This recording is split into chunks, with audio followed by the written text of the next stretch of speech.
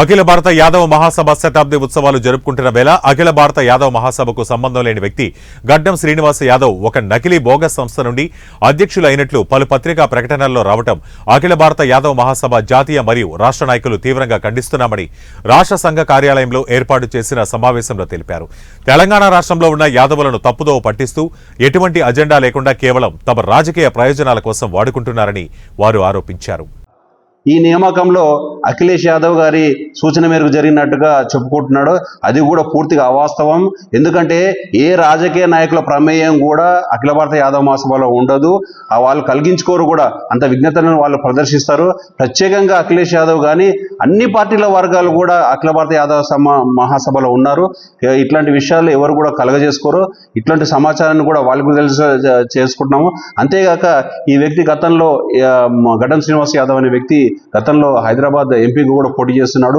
అయితే తన రాజకీయ లక్ష్యాన్ని సాధించుకునే దిశగా కనుక ఏదైనా ఉద్దేశంలో ఈ విధంగా చేస్తున్నాడంటే మేము అనుమానపడుతున్నాము.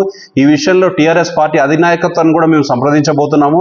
వాళ్ళ ప్రోత్సాహం ఏమైనా ఉందా, ఒకవేళ ఉంటే మాత్రం వాళ్ళని దయచేసి హెచ్చరిక చేయదలుచుకున్నాము. పత్రికా విలేకరులకు అలాగే మీడియా మిత్రులకు నేను ఆర్ లక్ష్మణ్ యాదవ్, జాతీయ ప్రధాన కార్యదర్శి, అఖిల భారత యాదవ్ మహాసభ. మేము నిన్న తెలుగు దినపత్రికలు చూడడం జరిగింది. అఖిల భారత యాదవ్ మహాసభ రాష్ట్రానికి గడ్డం శ్రీనివాస్ అనే వ్యక్తిని అధ్యక్షులుగా నియమించిండ్రని, కానీ గడ్డం శ్రీనివాస్ అనే వ్యక్తికి అఖిల భారత యాదవ్ మహాసభకు ఎలాంటి సంబంధం లేదు.